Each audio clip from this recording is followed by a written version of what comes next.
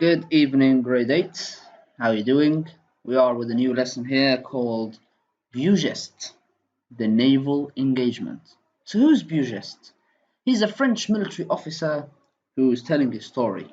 So let's check it out. The writer is someone called P.C. Wren. Spent part of his life in India and wrote several books about different kinds, but he is probably best known for his stories of the French Foreign Legion of the Bugeste.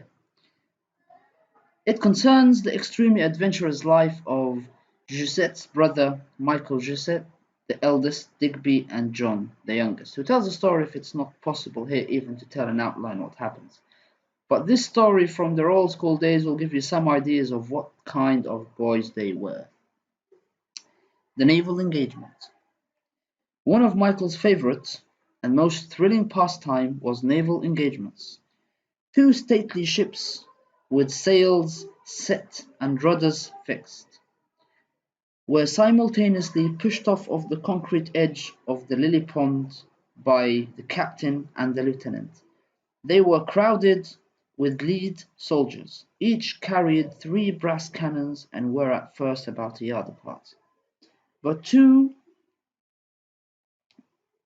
but, uh, but, but two each loaded brass cannons was attached a fuse, and at the captain's word the fuses were lighted and the ships were launched from their harbors. The captain commanded the ship that flew the white ensign, the Union Jack, and the lieutenant the one that carried the tricolour, the flag of France. There was a glorious uncertainty of result. Each ship might receive a broadside from the other. One alone might suffer, or both might glaze into the sky.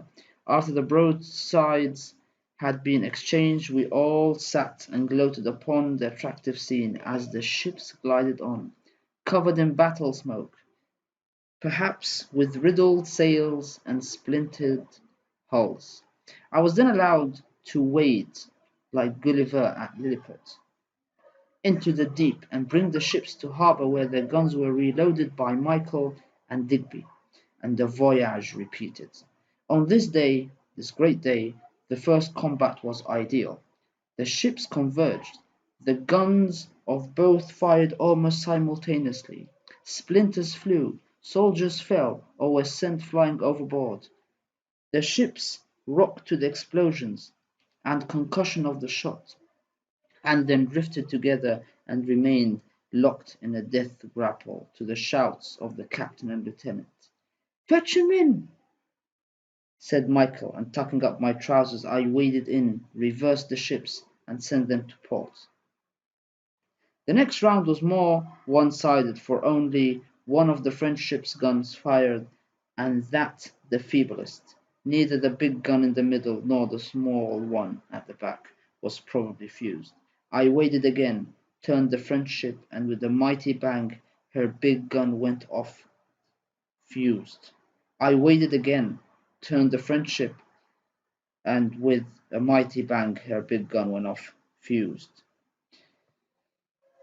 And I took the shot in my leg. Luckily for me it was a single shot. I nearly sat down.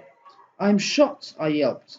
"Hanging would be more suitable," said the captain. "Come here."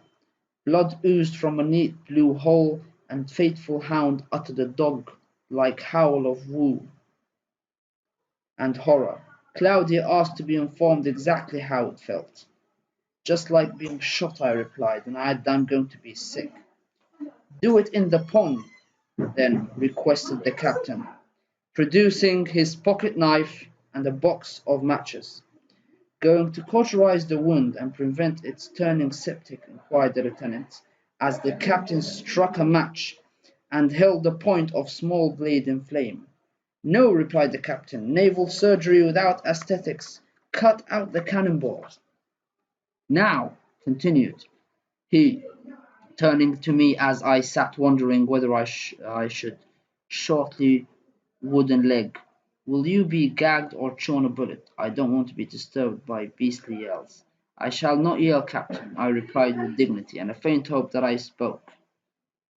"Sit on his head, Dig," said Michael to the lieutenant, but, waving Digby away on my side, shut my eyes and offered up my limb. "Hold his hoof, then," ordered the captain. It was painful beyond words, but I managed to keep quiet by biting the clenched of my forefinger and to refraining from kicking by realizing that it was impossible with sitting on my leg and Claudia standing on my foot.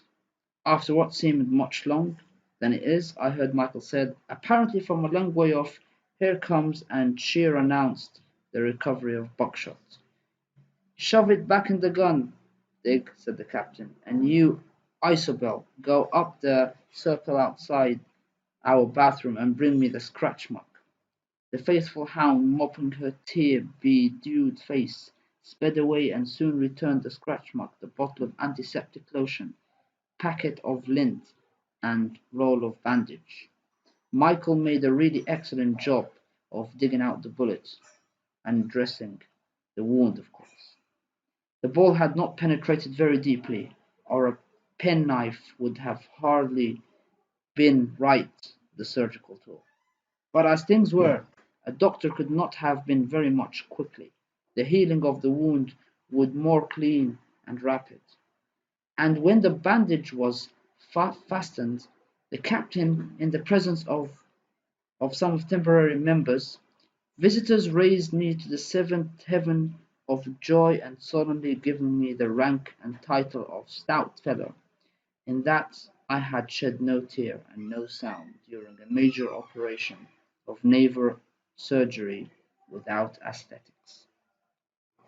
Thank you very much. Have a lovely day.